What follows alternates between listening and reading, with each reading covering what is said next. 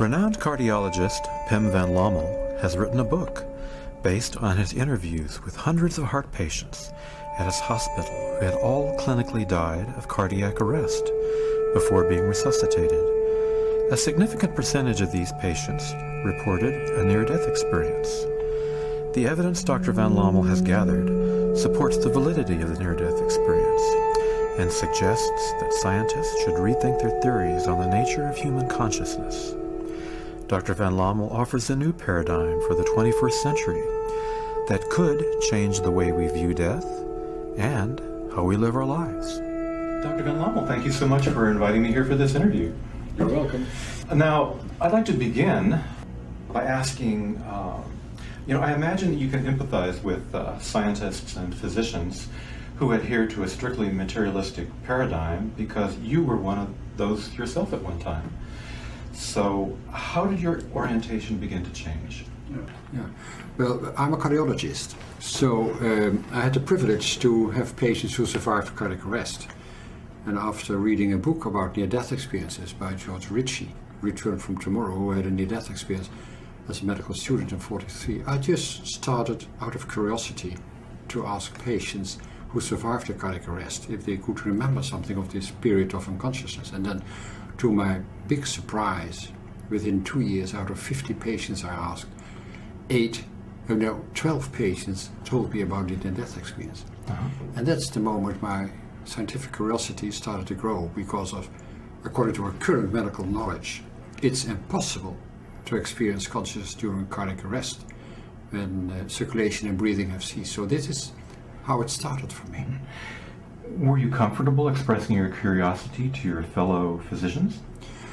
Well, a lot of physicians are not open for it. Why not? Some, because it doesn't fit in the concept we've learned. And also I have learned as a medical student and as a young doctor that we have the assumption, which shouldn't be discussed, that consciousness is a product of the function of the brain. So that's the reason it's impossible to experience consciousness when you have a cardiac arrest. But is there any scientific evidence that consciousness is produced by the brain? No, it's a non-proven assumption. It's just an hypothesis. But everybody accepts it because most people have the experience that you experience consciousness when you're awake. Mm-hmm. So scientists who stress the scientific method and the controlled experiment have based their ideas about consciousness on an assumption. Yes. Well, most scientific assumption, research starts with assumptions and then you try to prove it. Mm-hmm. And as long as neuroscientists see activities in neuroimaging techniques, they believe that they see something which could be the consciousness. Right. Why is a cardiac arrest so important in the study of the near-death experience? Well, it's important because there are many circumstances when people can report a near-death experience. But when you have survivors of cardiac arrest who tell you about an enhanced consciousness with cognition, with emotions, with memories, etc., also with the possibility of perception out and above the life of the body, then we know that this enhanced consciousness paradoxically occurs during the moment that patients are deep unconscious and when the brain is not functioning. So this challenged the assumption that consciousness is a product of the functioning brain.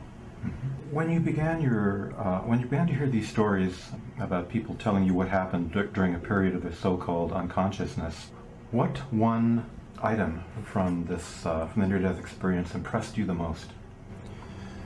Well, each patient who were willing to share their experience with me is emotional, is impressive. It's honest, it's reluctance, it's emotion. They cannot believe in themselves, and they try to find words for it. And so it's when you talk to patients who are willing to share the experience, it's always impressive. Tell us what a near-death experience is.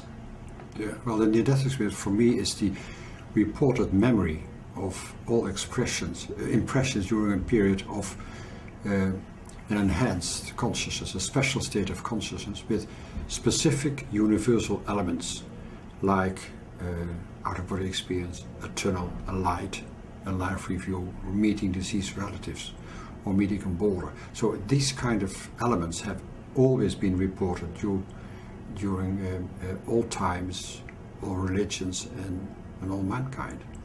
What are the major objections to reports of the near-death experience from people with a scientific orientation? What are the major objections to the possibility of a near-death experience?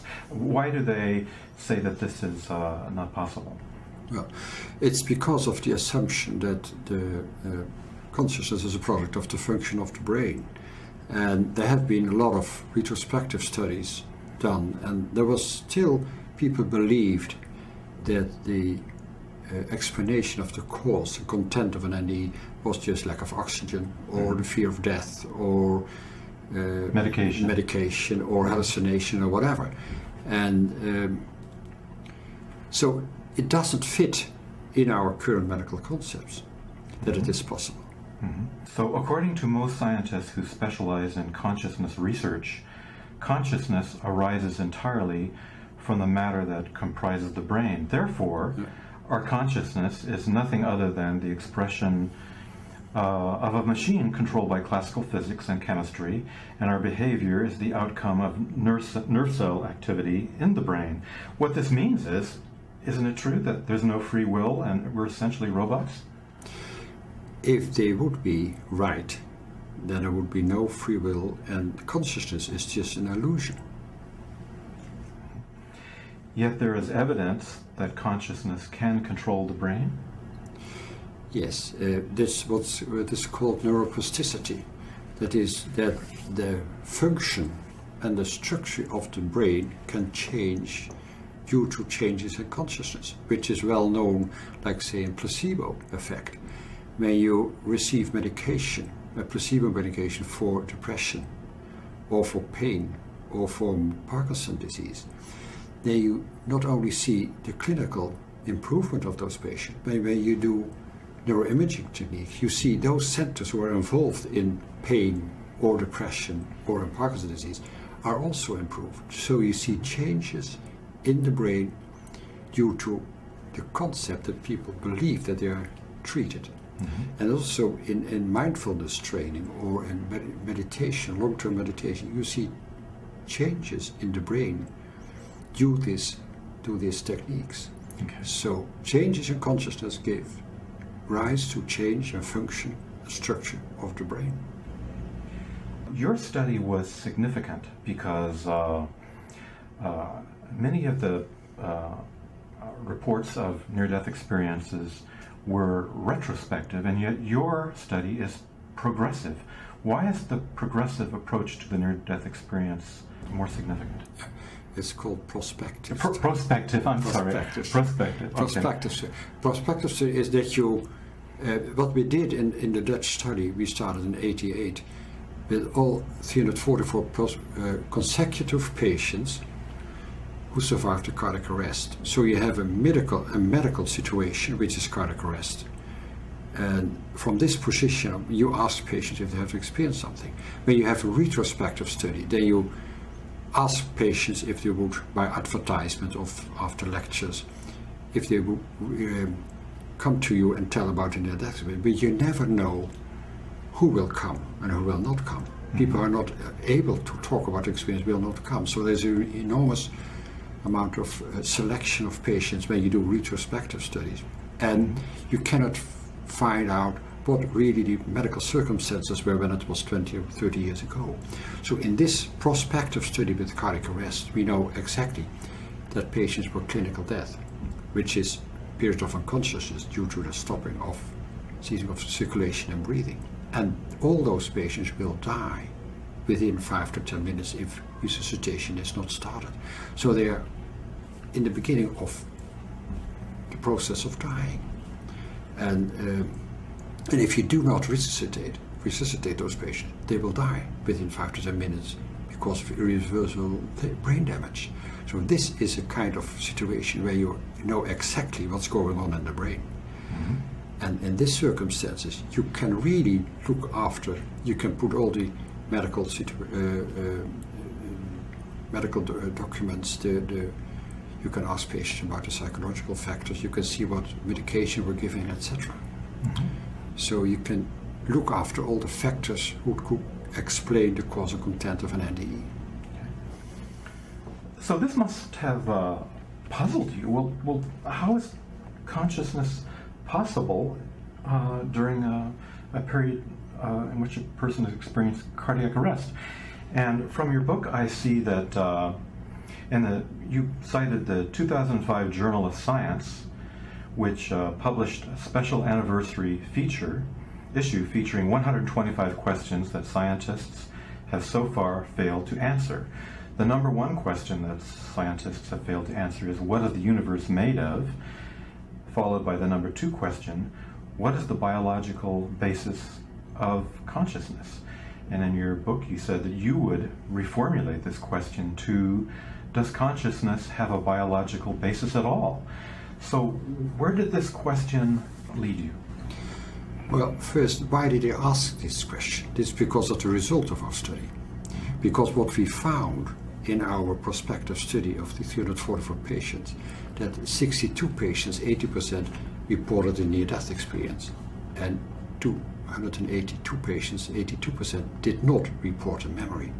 Maybe compare these two groups, there was no difference at all in the duration of cardiac arrest, 2 minutes or 8 minutes, or the duration of unconsciousness, 5 minutes or 3 weeks in coma, or the given medication, or fear of death before the arrest, or foreknowledge that you know that it is possible that you can have this kind of experience, or gender, or education, or religion. So what was so striking and surprising for us, that there is no explanation whatsoever why those 18% of the people have a near-death experience. There's no physiological explanation.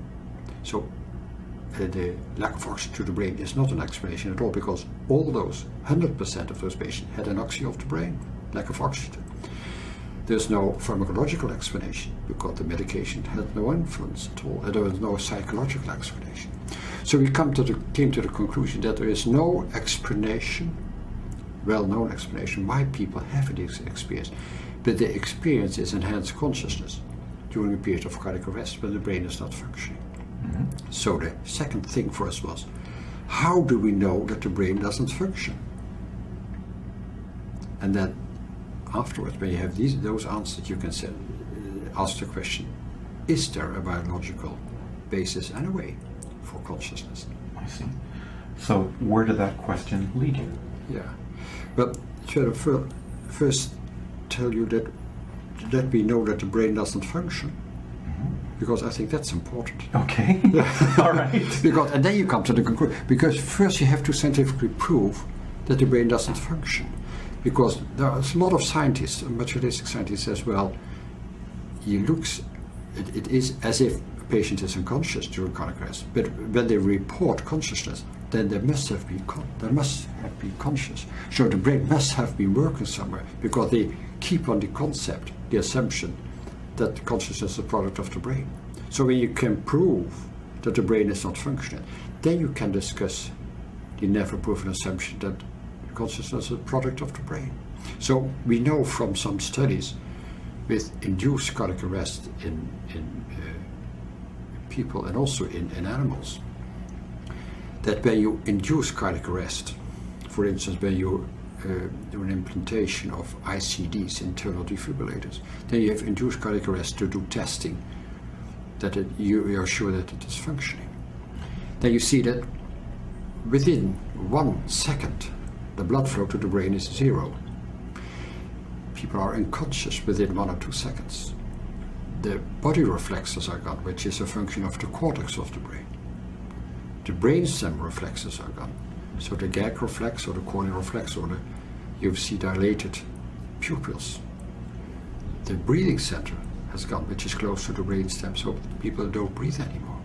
And when you measure the activity of the brain, which is an EEG, you see after an average of 50 seconds a total flat line. So the clinical findings and what you can measure makes us aware that the brain doesn't function anymore after an average of 15 seconds. Mm-hmm. And we know in a well-organized coronary care unit, you need at least 60 to 120 seconds to do a successful resuscitation. Right. Mostly it will be more. Right. So we know from our study, 344 patients, that they all must have had a flatline EEG, and still they had an enhanced consciousness, more consciousness than the normal waking consciousness we have now. So this makes the conclusion: how is it possible? Okay, how is it possible? Well, we have to change our ideas about where consciousness comes from. And where you believe that consciousness is a product of the brain, it's impossible. So for me, the brain has a function of a transceiver. It receives information from consciousness, and it sends information from our senses and body to our consciousness. So it is a transceiver, it's an interface function. So the brain makes it possible, that facilitates the experience of waking consciousness when we are awake. But consciousness itself is not localized to the body and to the brain. It's non-local, which is when people tell us about their experience of an enhanced consciousness, and they have a live review of, let's say, during cardiac arrest of 2 minutes, they can talk for hours to days about what experience, because there's no time and no distance during this experience. You have each thought you ever had is kept, each word you have said, and each act you've done, with the influence on oneself or other you perceive. So this consciousness is in a dimension without time and space, and everything is connected. And this is what you call non-locality. So this is what I call non-local consciousness.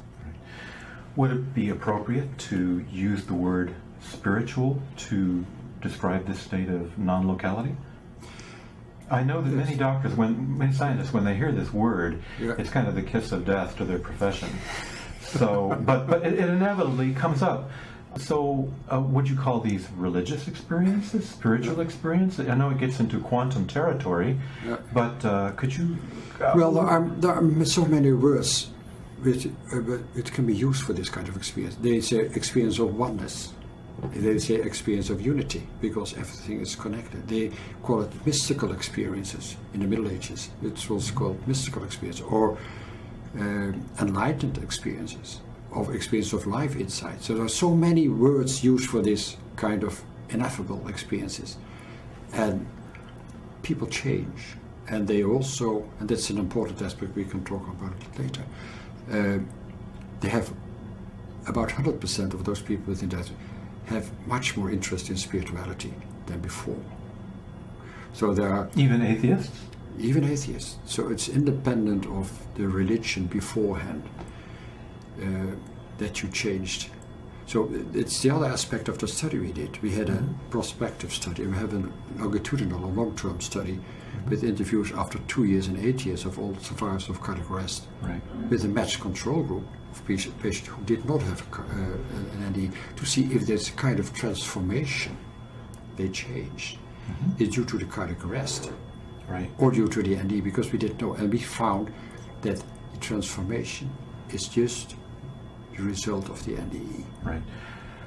Dr. Van Lommel, at this point I'd like to ask you, as you were learning about the near-death experience and began to see that there was something very unusual going on here, what did this do to you personally? Well, it has changed my insight in life and death. I think you can say that. And I always tell the people that the people with the death experience who were willing to share their experience with me have been my teachers, not only about the content of the ND, but also about the transformation. They tell me there is no fear of, they don't have fear of death anymore. Death seemed to be not death at all. So there's a continuity of consciousness, and you see your body, lifeless body, somewhere down, and you feel alive. So, and they also tell me about the change of life inside. What is important in life is unconditional love and acceptance and compassion towards yourself and others and nature. And the third transformation is the enhanced intuitive sensibility, that they receive information not by your senses and your body, which is called I could call it scientific way non-local information exchange. Well, these kind of changes, as people share it with you, then you have to change all your concepts you had before, and I did. Mm-hmm. When near-death experiencers talk about the importance of love, I imagine they were more ego-centered before this experience. So what is it about this experience that transforms someone from an ego-centered entity to a person who is genuinely concerned about the feelings of others? Yeah. Well, it's because in this experience, especially when you have a life review, you experience that everything you do or think or act towards someone else is at last, during this experience, affecting yourself. You feel the distress you cause to others. You feel the love you gave to others. So everything you give to others will come back to yourself. Love as well as aggression. And when you're aware of this effect on others, because you're in a different way, you're in a higher level of consciousness, you're all one, you're always connected. Then you change the way you live, because you know now, you have an inner knowing that what you think even has effect on others. Mm-hmm. So what you do, so it's about also when you want to help your neighbor, because you want to be loved by your neighbor. It's selfish motive. It's selfish motive. It's wrong. But where you have the intention to help, mm-hmm. this is right. And this kind of insight they receive in this experience. It must surprise you that during a life review, a person can see everything they've done and thought in their whole lives. And this brings up questions of the brain can't possibly be the storehouse of all these memories. So if we can kind of revisit a territory we've already gone through, I'm still perplexed about where these memories are stored. Yeah. Well, they're not stored in the body, like you said, they're not stored in the brain, because you have... And that's shocking for scientists. That's shocking for scientists. At least it is new for scientists, because we have always been thinking or believing that everything is stored in the brain. Mm-hmm. And you have real new thoughts, new emotions during this near-death experience, when the brain doesn't function at all. You have the possibility of perception out and above your body when the brain is not functioning. Mm-hmm. And this out-of-body experience can have veridical perception. So it's real. And what they... Veridical meaning?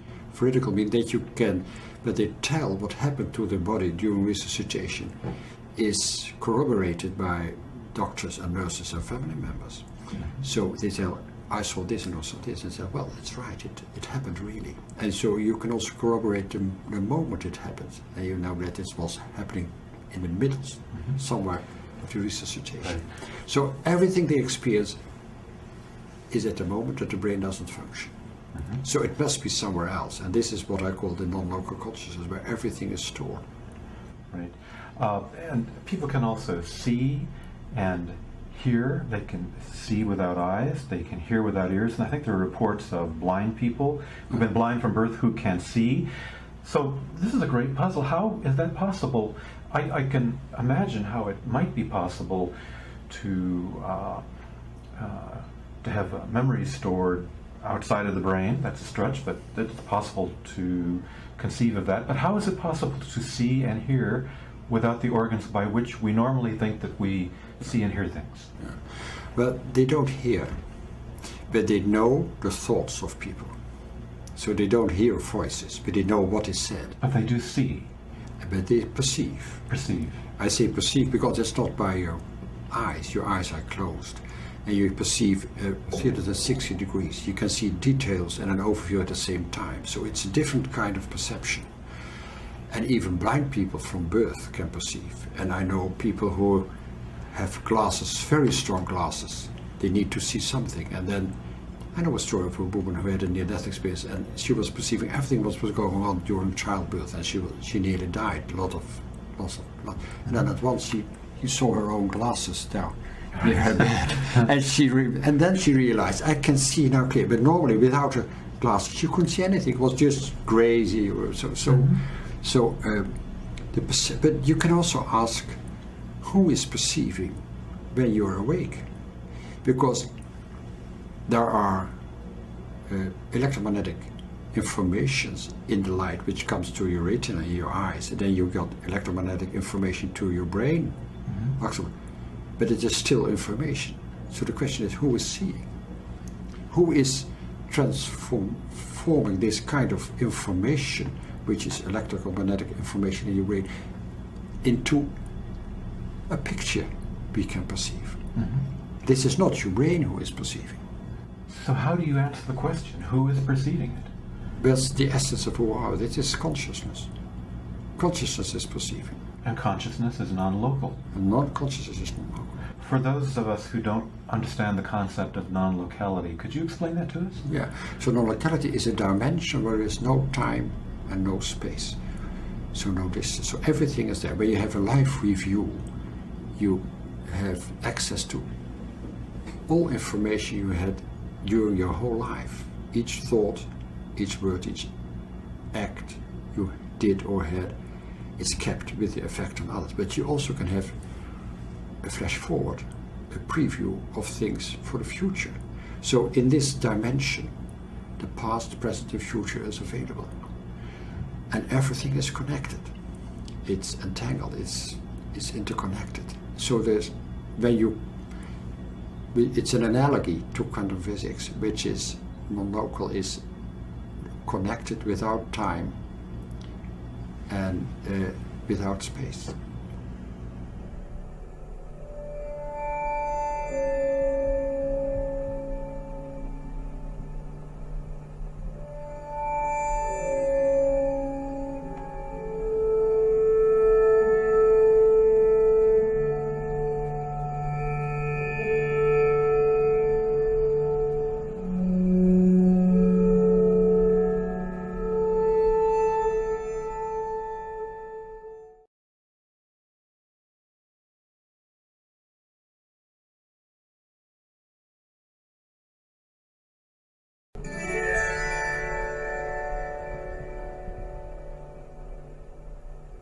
Renowned cardiologist Pim Van Lommel has written a book based on his interviews with hundreds of heart patients at his hospital who had all clinically died of cardiac arrest before being resuscitated. A significant percentage of these patients reported a near-death experience. The evidence Dr. Van Lommel has gathered supports the validity of the near-death experience and suggests that scientists should rethink their theories on the nature of human consciousness. Dr. Van Lommel offers a new paradigm for the 21st century that could change the way we view death and how we live our lives. For those of us who don't understand the concept of non-locality, could you explain that to us? Yeah. So non-locality is a dimension where there is no time and no space. So no distance. So everything is there. When you have a life review, you have access to all information you had during your whole life. Each thought, each word, each act you did or had is kept with the effect on others. But you also can have a flash forward, a preview of things for the future. So in this dimension, the past, present, and future is available. And everything is connected. It's entangled, it's interconnected. So there's, it's an analogy to quantum physics, which is non-local, is connected without time and without space. I think in some of the reports that you cite, people feel that when they have this near-death experience, they've returned home, and that this home that they report, this expanded reality, is the same place that they came from, and that this home, this expanded reality, is real, and the life they just left is a dream. So can you expand on that? Yeah, no, you're right. The people tell me that this was more real than ever, but they experienced it during their life. So during a period of so-called unconsciousness, what they experienced was more real? More real than ever. And that must have been shocking to you when you first heard that. It was shocking for the patients who experienced it. And I felt this shocking experience. They cannot believe it themselves. I know some physicians who had a near-death experience, and they told me, what happened to me now, I've always told everybody, this is impossible, and now it happened to me. So it doesn't fit in our concepts. It doesn't fit in our materialistic concepts we have in science. So, but you're right. They tell us, I felt home. It's where I come from. This is more real than ever. Your research into the near-death experience shows conclusively that consciousness is non-local, and as you have said, this changes everything. The old materialistic paradigm is broken, the egoic structure is shattered, and we do not yet have a new paradigm, and we need a new language and a new perspective to the universe. So what is your idea of this new paradigm? Well, I think the paradigm is that we have to change science, because science up till now is just what you can measure is real, and what you cannot measure is not there. And then we have the problem of consciousness. We cannot measure consciousness. We cannot prove the content of consciousness. The science should change into accepting also the subjective aspects of mankind. So we have to include subjective experience as well, and not only objective criteria. And scientists, I think, have specifically excluded the subjective. Exactly, because you cannot prove it. And you cannot prove your own experience? You cannot prove subjective experience. Right. People tell about it, but scientists want to prove it. And that's the long-term study we did is a kind of objective criteria, because of the transformation is the objective aspect of a subjective experience. And we could prove that only the patient with a near-death experience changed significantly, different from the people without, but who survived a cardiac arrest as well. But the patients who survived a cardiac arrest also changed, but not as much as the... Different. Different. Not as much, but different. Let's say the fear of death disappears only with patients with a near-death experience. The new life insight especially, specifically changes for some aspects in people with NE. And the third aspect, the enhanced intuitive sensibility, only changes in people with near-death experience. The interest in spirituality is specific for people with an NE. Dr. Van Lommel, I've asked you before how this changes your life, but you must feel, concerning what you've just told me, you must feel very passionate about your findings. Yes, I'm touched by it. Because it changed me, but it changed my worldview. So when we published our study, 10-year study in The Lancet in 2001, I had so many responses from throughout the world that at that moment I decided to stop my work as a clinical cardiologist. Right. At the age of 60, to do this, to study the mind-brain relationship and to write papers about it, to lecture all over the world, and now at last to write a book. So what is essential? What needs to be done to change the idea of materialistically oriented scientists that consciousness is non-local? Because when you do change this orientation, that consciousness is non-local, as you said, it changes everything. So what needs to be done? Well, first, that you have to break the taboo about near-death experiences. The taboo? Because people who have a near-death experience are silent.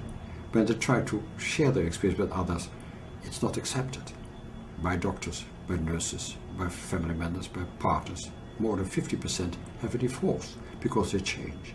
So we first have to change that we accept the near-death experience in society. 9 million people in the United States have had a near-death experience, but they are silent.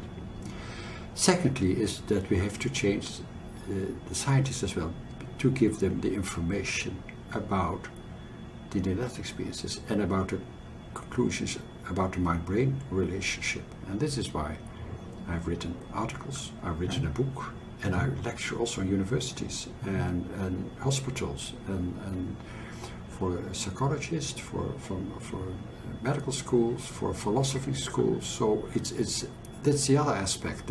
And in Holland now, the paradigm is changing already. I get receive more and more invitations to lecture for scientific groups. but you realize there must be a stigma against this, because if doctors come to the point of view that you're proposing, I imagine there might be a fear of a loss of credibility, and so there's a certain stubbornness about accepting these new ideas. Yeah, I can understand why there is so many reluctance to accept it, because when you first heard about it, you were reluctant to accept it yourself. Many years ago. Yes, because it was new for me, but it was not really reluctance, because I was so curious about it. So I accepted it, but it was new for me because it didn't fit with what I had learned in a medical school. But people, scientists, are indeed reluctant because they fear, they're frightened that they lose their ground of their science. They lose the ground of the position, they lose the research money. So I can understand the reluctance, and also know that the private opinion can sometimes be different from the official opinions they have as a professor. Right. Well, Dr. Van Lommel, your research has been very inspiring, and perhaps your book will inspire people to open up a bit. I noticed that just yesterday Clint Eastwood came out with a movie, The Hereafter, and so there's more public... What's it called, The Hereafter? Hereafter. Okay, yeah. I don't know. You haven't heard of it? No. I saw it yesterday. It's a good movie. Okay. Yeah, and it explores a near-death experience and the psychic phenomena that comes along with it in, I think, a very straightforward and clear way. It's a good movie. It's objective. It's objective. Without prejudice, etc. Okay. It's from Hollywood, or what is it? It's from Hollywood, yes. Okay. Yeah. The Hereafter. Okay. Hereafter. Yeah. Okay. I didn't know. So you can see things are changing at this very moment in the past 24 hours.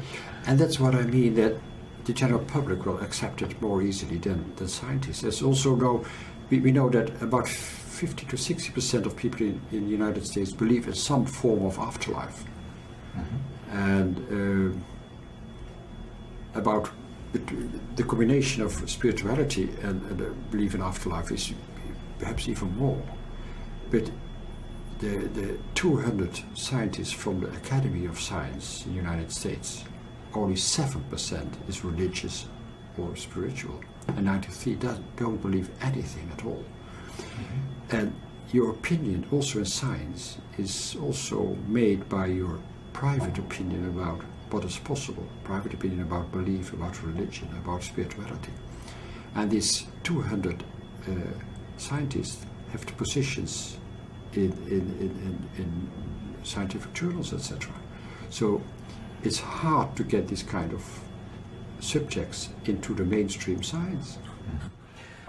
I know there are a few people who are actually evangelical atheists.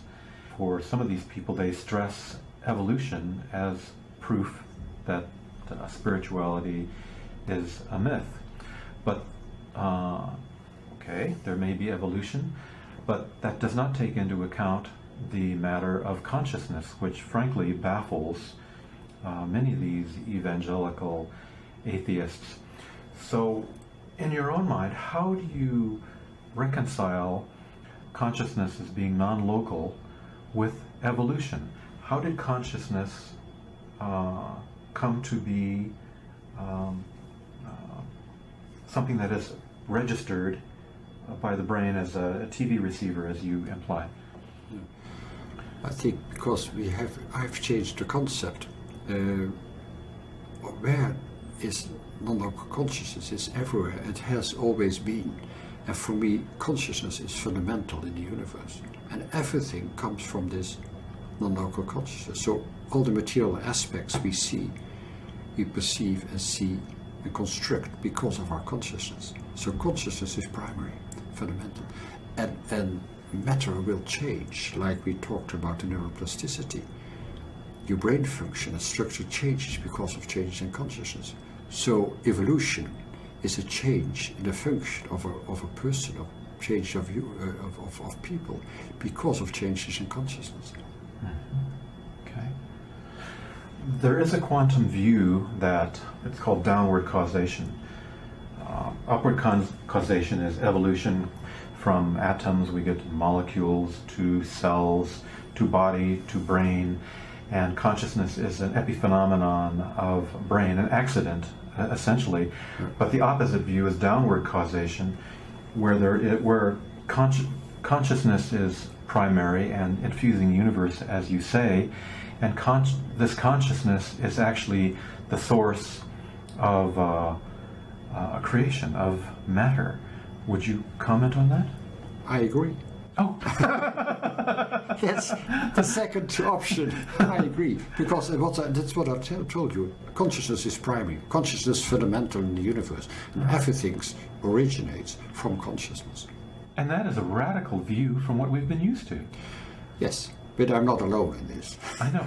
But even though it's a radical view, a new view, it has existed for thousands of years. Yes, nothing is new.